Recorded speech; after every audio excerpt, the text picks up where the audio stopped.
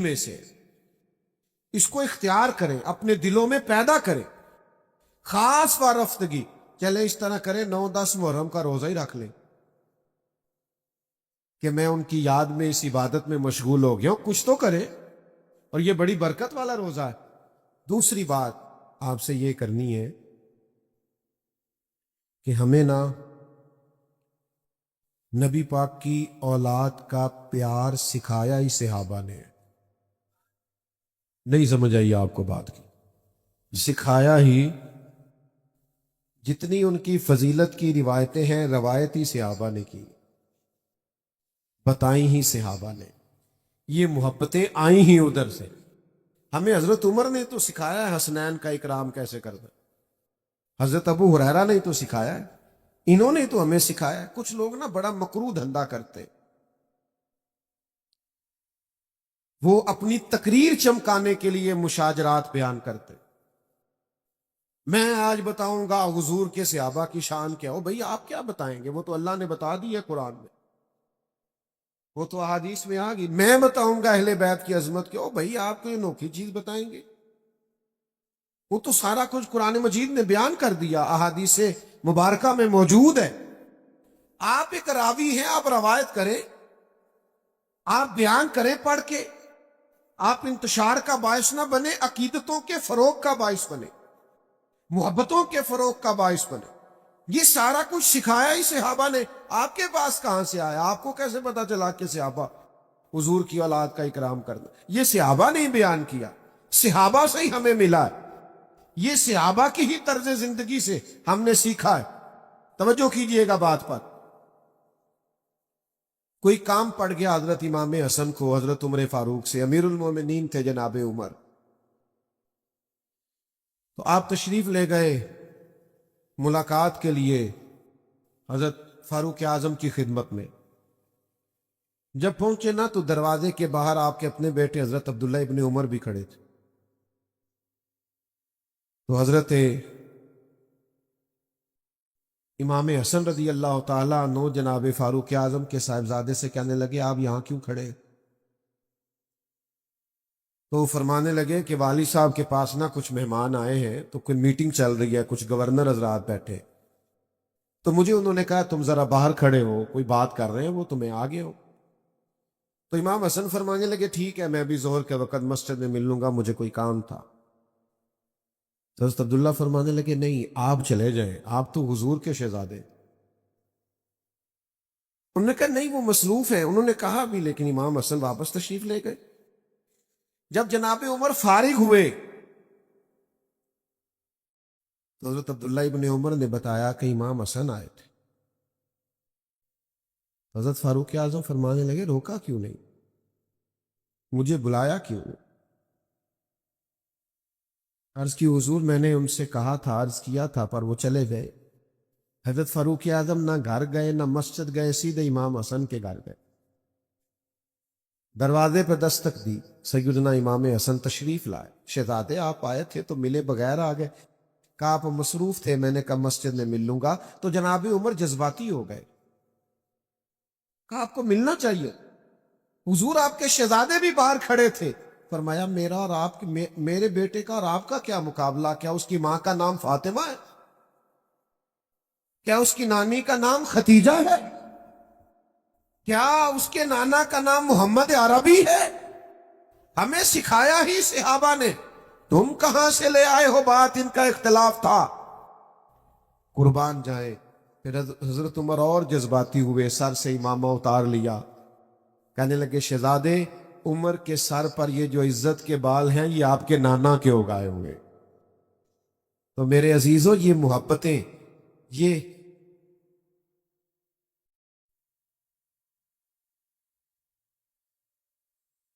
صحابہ نے، تو جب تک صحابہ کے دروازے پہ حاضری نہیں دو گے اہل بیت کی محبت کا پتہ کیسے چلے گا؟ ادب کا پتہ کیسے چلے گا؟ ان کی محبتوں کا پتہ کیسے چلے گا؟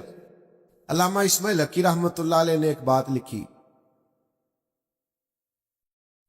فرماتے ایک دن حضور علیہ السلام تشریف فرما تھے، تو جس کمرے میں حضور جلوہ فراز تھے وہاں جگہ کچھ کم تھی، اور صحابہ بالکل حضور کے مقدس قدموں میں آ کے بیٹھے ہوئے تھے، اور باہر بھی جہاں تک جگہ تھی کونوں میں دیواروں سے لگ لگ کے صحابہ بیٹھے تھے۔ اچانک ایسا ہوا کہ مولا علی شیر خدا تشریف لے آئے۔ ہر صحابی چاہ رہا تھا میں اٹھ کے مولا کائنات کو جگا دوں، کیونکہ سب جانتے تھے علی کی محبت ایمان ہے، ان کا بغض نفاق ہے۔ ہر ایک چاہ رہا تھا میں اٹھوں، اپنی جگہ چھوڑوں، گنجائش بناؤں اور شیر خدا کو بٹھا دوں، قربان جائیے۔ سارے ہی چاہ رہے تھے، پر پتہ ہے سب سے پہلے کون اٹھے؟ جو نبیوں کے بعد سب سے بڑا درجہ رکھتے ہیں، افضل البشر بعد الانبیاء بالتحقیق، حضرت ابو بکر صدیق۔ جناب صدیق اکبر سب سے پہلے اٹھے، اپنی جگہ خالی کی، مولا علی کا بازو تھاما، اپنی جگہ پہ بٹھایا۔ اب صحابہ کا مجمع ہے، حضور جلوہ فراز ہے، کوئی تبصرہ کر ہی نہیں سکتا۔ حضور خود ہی بولے، فرمایا دیکھا تم نے میرے ابو بکر نے کیا کیا؟ دیکھا تم نے یا رسول اللہ؟ دیکھا؟ حضور فرمانے لگے کوئی عزت والا ہی کسی کی عزت کو پہچانا کرتا، صاحب عزت ہی کسی کو عزت دیتا۔ عزیزو، یہ تو ہمیں ان لوگوں نے سکھایا ہے۔ اس لیے وہ بعض لوگ ایسے ہیں کہ ان پر اب غصہ نہیں آتا، اب تو ترس آتا ہے کہ یار تم کیا دھندا کر رہے ہو تقریر چمکانے کے لیے؟ ان لوگوں کے مابین تم اختلاف بیان کرتے ہو جن کے بارے میں قرآن نے کہہ دیا اشداء علی الکفار رحماء بینہم، یہ کافروں پہ سخت ہیں، آپس میں تو بڑے رحم دل ہیں۔ جن کو قرآن مجید کہہ رہے رحم دل ہیں، نس آ گئی، تم مزید کوئی نیا عنوان کیا بیان کرتے ہو؟ تو بھائیو، ایک تو یہ کہ ان سے احترام کریں، اور دوسرا یہ کہ سمجھیں ان کی محبت اور عقیدت ہمیں کس نے سکھائی۔ تیسری بات، بہت مشکل نہیں ہے فلسفہ کربلا سمجھنا، کیونکہ لوگ پیغام امام حسین پر عمل نہیں کرنا چاہتے، اس لیے کہتے ہیں بڑا مشکل ہے، بڑا مشکل ہے۔ وہ ہمارے بعض صوفی ایسے ہیں درویش، کہتے معرفت نو سمجھنا سارے دے بس دی گل نہیں، تاکہ کوئی بندہ اس پینڈے پوے ہی نہ۔ وہ اللہ کے بندے، یہ معرفت کیا ہے؟ سادہ سا اخلاق ہنسنا ہے، باطن کو سنوارنا ہے، اخلاص پیدا کرنا ہے، عاجزی پیدا کرنا، یہی ہے سارا۔ آپ کیا سکھانا چاہتے ہیں؟ مثلا صرف آپ بھگا رہے ہیں لوگوں کو، اور انوکھے انوکھے لوگ، یعنی بعض اوقات نا ہنسی آتی ہے، بیچارہ ایک دن بھی کسی ادارے میں نہیں گیا، کسی استاد کے پاس نہیں بیٹھا، کچھ پتہ نہیں، اور وہ کیا کہہ رہا ہے، کہنا مولویوں نو کی پتا معرفت کی ہوندی۔ میں کہ جیڑی تیرے کو لے دا واقعی کسی نہیں پتا۔ بانج علموں جو کرے فقیری، او کافر مرے دیوانہ ہو۔ وہ جو تو کہہ رہا ہے نا واقعی وہ دا نہیں پتا، تو سچ ہے۔ تو عجیب لوگ ہیں، اور جناب وہ لوگ بڑے حیران ہوتے ہیں کہ بڑی حیرت انگیز بات کر رہا ہے۔ تو سمجھ لینا ہے، آپ نے غور کرنا ہے کہ واقع کربلا واضح ہے، امام حسین رضی اللہ تعالیٰ عنہ کا مقصد واضح۔ امام حسین نکلے تھے کہ ظلم نہیں کرنے دیں گے، جبر نہیں کرنے دیں گے، بربریت نہیں کرنے دیں گے، غیر اخلاقی انداز نہیں اختیار کرنے دیں گے۔ کوئی بادشاہ جبر کے زور پر اگر مسلط ہوگا تو مسلط نہیں ہونے دیں گے۔ ظلم و جبر و بربریت کے خلاف نکلے امام حسین۔ اور پھر جن رستوں پہ تھوڑی مشکل آئے نا، گاڑی چلانے والے کا پتہ بھی انہی رستوں پہ چلتا ہے، سیدھی سیدھی تو سارے چلا لیتے ہیں۔ یہ سپیڈ بریکر زیادہ ہو نا، وہ ایک دفعہ ہم سندھ گئے ہوئے تھے کچھ دنوں کے لیے، مختلف محافل میں 5-6 دن لگ گئے، تو واپسی پہ سکھر پہ موٹر وے سے چڑھ گئے۔ تو میں نے اپنے گاڑی چلانے والے دوست سے کہا لو اب لاہور تک آسان ہے، تو کہنے لگا حضرت صاحب ہے مشکل جی۔ میں کہ کیوں؟ کہنے لگا تے نیند آن لگ پی سیدھی سیدھی جو ہوئی۔ وہ جڑا اچانک چنچی والا سامنے آتا ہے نا، بندہ ذرا جاگتا رہتا ہے، اچانک سپیڈ بریکر آتا ہے تو آنکھیں کھلی رہتی، جس میں شک ہوتا ہے نا کہ انہیں تے اشارہ بھی نہیں لانا، تو بندہ ذرا احتیاط سے چلاتا ہے۔ لیکن یہ بالکل ہی سیدھی سیدھی ہے، تو اس میں کیا ہوتا ہے، نیند آنے لگتی۔ لقد خلقنا الانسان فی کبد، اللہ کہتا ہے میں نے انسان کو مشقت میں پیدا کیا. تیری زندگی کا حسن ہی یہ ہے کہ تم مشقت کرے، تو کام کرے. میں نے پہلے بھی اسی مقام پہ کہا تھا، مجھے یاد ہے، پھر کہتا ہوں، جتنا بندہ بڑا ہوتا ہے اس کا دکھ بھی اتنا بڑا ہوتا ہے، اس کا زخم بھی اتنا گہرا ہوتا ہے. آپ کا خیال ہوتا ہے فلاں بڑا پاپولر ہے، بڑا مشہور ہے، بڑا آدمی ہے، کہ تو کبھی آپ اس سے ملے، یہ اس کے پاس بیٹھے، آپ کو پتہ چلے کہ جتنا انسان بڑا ہوتا ہے اس کی تکلیفیں بھی اتنی بڑی ہوتی ہیں، اس کے زخم بھی اتنے بڑے ہوتے ہیں. اور زخم پہ زخم کھا کے جی، خونے جگر کے گھونٹ پی، آہ نہ کر لبوں کو سی، یہ عشق ہے کوئی دل لگی نہیں. یہ مشکل کام ہے، آپ کو اس سے گزرنا ہے اور اس مشقت کو جھیلنا ہے اور یہ جبر سہنا ہے. امام علی مقام نکلے ظلم کے خلاف، تو پھر وہ سارے کام انہوں نے سہے، پردیس بھی کاٹا، بچوں کی بھوک بھی دیکھی. 4 چیزیں امام حسین نے ہمیں سکھائی ہیں کربلا میں. ویسے تو بڑا کچھ سکھایا ہے آج کی بزم کے لیے. سب سے پہلے امام حسین نے ہمیں سکھایا ہے کہ جو چیز جیتا کرتی ہے وہ صبر ہے. جس چیز میں اللہ کی مدد شامل ہوتی ہے وہ صبر ہے. صبر ایک بہت بڑی تدبیر کا نام ہے. صبر بہت بڑی طاقت ہے. جو آپ کی ساری باتیں سن کے تلک چپ کر گیا ہے نا، اس کے صبر سے ڈرو. جو بہو پورے خاندان کا جبر سہ کے صبر کرتی ہے، اس کے صبر سے ڈرو. جس کا فیکٹری کا آنر اور مالک اپنے مزدوروں پر ظلم کرتا ہے، جبر کرتا ہے اور ان کی توہین معاذ اللہ کرتا ہے، وہ ان کے صبر سے ڈرے. کیوں؟ اس لیے کہ صبر والا بڑا طاقتور ہوتا ہے. کیوں؟ کہ ان اللہ مع الصابرین، صبر کرنے والوں کے ساتھ اللہ. میدان کربلا میں کیا جنگ تھی؟ ہزاروں کے لشکر سے 72 لوگوں نے لڑنا تھا. اس جنگ، وہ جنگ تلواروں کی تلواروں سے نہیں تھی، نیزوں کی نیزوں سے نہیں تھی. کربلا میں ظلم کی جنگ صبر کے ساتھ تھی، جبر کی جنگ صبر کے ساتھ تھی. صبر جیت گیا اور ظلم ہار گیا. وہ جو جیت گئے وہ حسین ہے، اور جو 4 سال حکومت کر کے ہار گیا وہ یزید ہے. تو عزیز، صبر اپنی زندگی میں پیدا کریں، حوصلہ. ہمارے اندر نا بڑی بے صبری آ گئی ہے، منٹ منٹ پہ تلخ ہوتے ہیں، لڑائیاں ہیں، جھگڑے، حوصلہ نہیں، برداشت نہیں، قوت نہیں. دل بڑا کرو، ظرف بڑا کرو، صبر پیدا کریں. آپ کو محسوس ہوگا کہ آپ طاقتور ہوتے جا رہے ہیں. دوسری بات ہمیں امام حسین نے کربلا میں سکھائی ہے استقامت. مجھے ایک بچہ کہنے لگا کہ میں بڑے کام کرنا، کوئی بھی توڑ نہیں چڑھتا. میں کیا تو بڑے رہن دے، کوئی ایک ہی کام کر، لیکن استقامت سے کر. پتھر بھی کہیں پڑا رہ جائے نا مستقل، تو اس میں مٹی چڑھتی رہتی ہے، وہ طاقتور ہو جاتا ہے، وزنی ہو جاتا ہے. ایک قطرہ بھی، ایک قطرہ قطرہ ٹوٹی سے گرے نا، نل کبھی لیک ہو جائے، قطرہ قطرہ گرے تو نیچے پتھر بھی ہو نا، گرے ذرا مستقل، اس میں بھی سوراخ کر دیتا.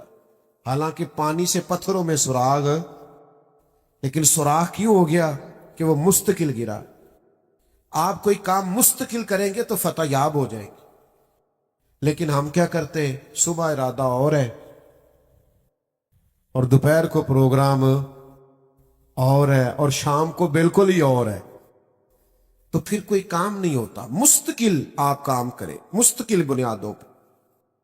چیزیں آئیں گی آپ کو کمزور کریں گی، کبھی اولاد، کبھی مال، کبھی وطن، لیکن امام حسین سے سیکھو نا. امام علی مقام ایک جگہ بھی کمزور نہیں پڑے. سیدنا امام حسین رضی اللہ تعالیٰ عنہ اتنے طاقتور رہے، سیدنا امام حسین رضی اللہ تعالیٰ عنہ اتنے طاقتور رہے کہ انہیں اپنے پیاروں کی میتیں بھی اٹھا کے لانی پڑی، تو پھر بھی وہ استقامت کے ساتھ کھڑے رہے. کہیں کھڑے تو ہوں. ضروری نہیں ہے حالات ہمیشہ آپ کے مطابق ہی ہوں، حالات اوپر نیچے ہوتے رہتے. وہ ایک بزرگ تھے تو ان پر کسی نے کوئی الزام لگا دیا، الزام جھوٹا تھا، تو پیار کرنے والوں نے پتھر مارنے شروع کر دی.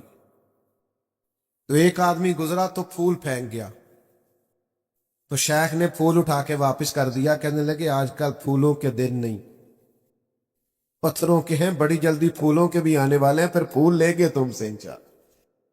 ابھی ہمیں یہ دن بھی تھوڑے سے اسی طرح مسکرا کے گزارنے دو، دن جو ہمارے چل رہے. تو میرے بھائی یاد رکھیے گا اور سمجھیے گا، استقامت سے وقت گزارے، دن تو اوپر نیچے ہوتے رہتے ہیں. تیسری بات، اپنی اولاد کی تربیت سخت بنیادوں پر کریں. بچوں کی ساری خواہشات پوری کرنا بعض اوقات ان کے ساتھ زیادتی ہوتی. جی میں جو انہوں نے کہا ہے میں نے لا کے دی ہے، آپ نے غلط کیا بھیا. آپ کو کچھ چیزیں نہیں بھی دینی چاہیے تھی، تاکہ زندگی میں اگر انہیں کبھی کوئی چیز نہ ملے تو ان کے دل نہ ٹوٹے. ان کو صبر کرنا بھی ہے، حوصلہ بھی کرنا ہے. کبھی کبھی آپ کو انکار بھی ہونا چاہیے.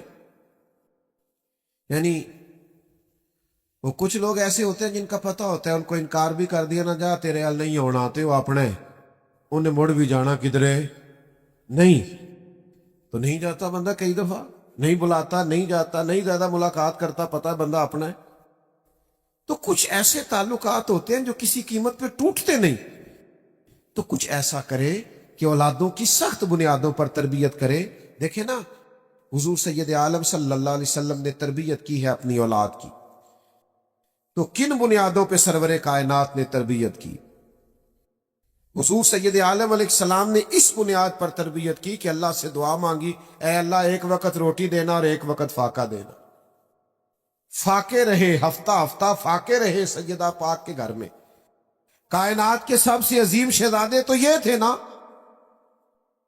تو یہ فاقے سے رہنا اور مشقت سے رہنا، حضرت علی رضی اللہ تعالیٰ عنہ خود اپنے بچوں کی تربیت کرتے تھے. ہمارے گلی میں لڑائی ہو جائے نا اور کسی پر ظلم بھی ہو رہا تو ہم اپنے بچے سے کہتے ہیں بیٹا تو نہیں باہر جانا، ساڑی نہیں لڑائی.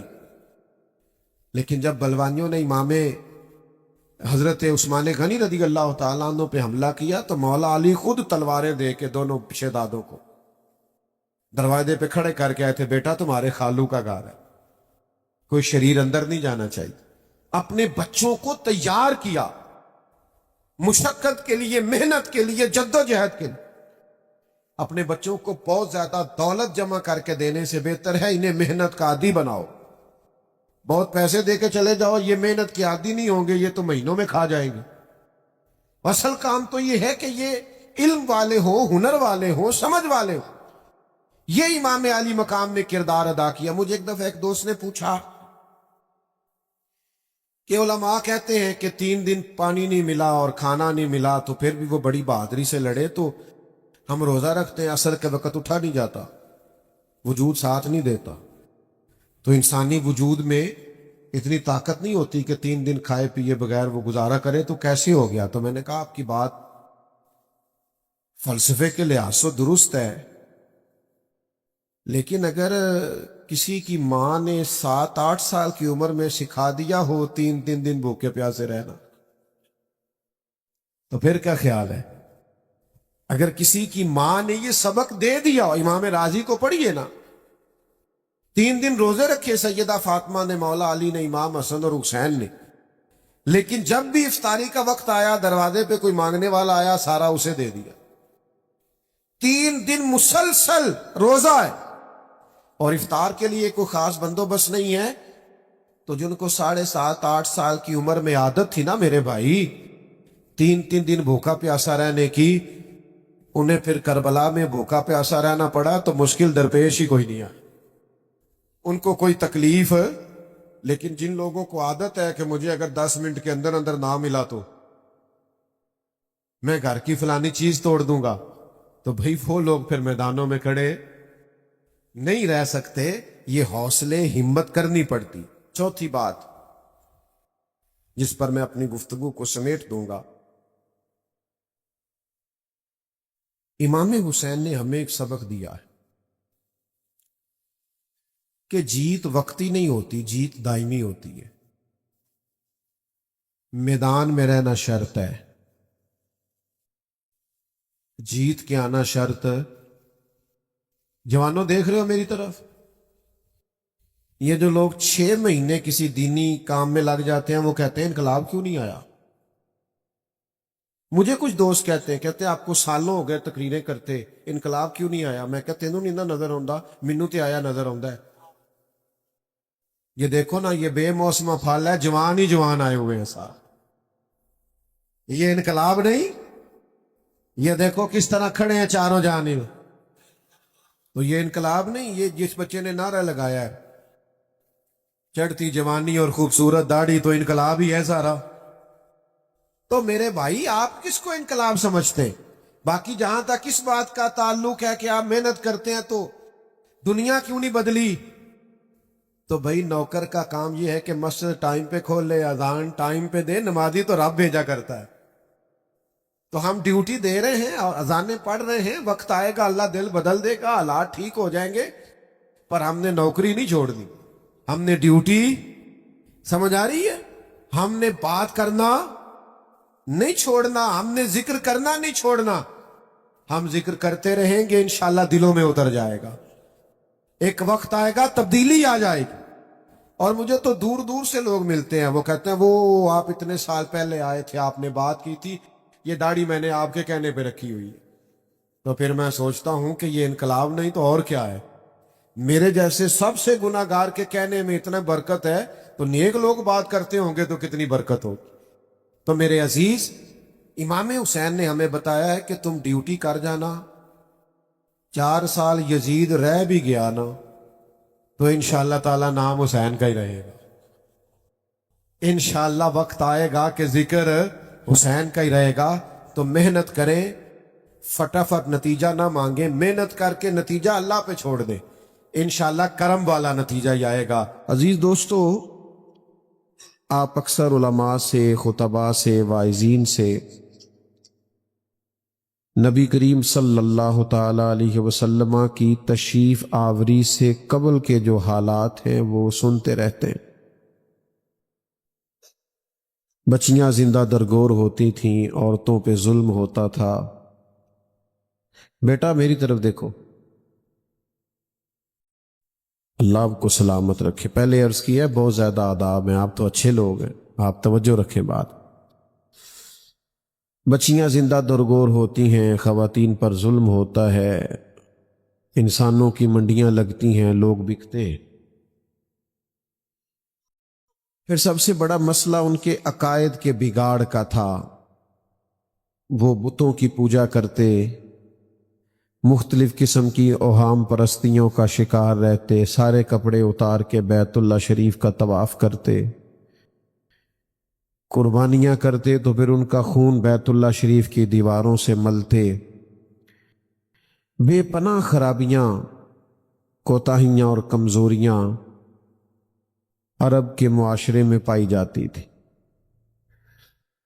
اور ہر آزمائش، ہر پریشانی، ہر دکھ اس قابل تھا